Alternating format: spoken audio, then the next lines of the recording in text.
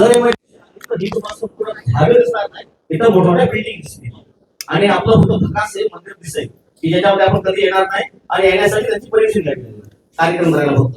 यावर माझा एक प्रश्न आहे, समजा तुम्ही आता म्हणता की आता जे इथे हिरोगार आहे तर एवढा आपल्याला त्रास होतोय आणि मुंबईमध्ये आजारी पडलं त्याला गावाला पाठवतो, MIDC आल्यावर गावाला जर आजारी पडला त्याला कुठे पाठवायचं? डायरेक्ट हॉस्पिटलला। आपण तर आता म्हणजे या गोष्टी तुमच्या लक्षामध्ये येतात आहे।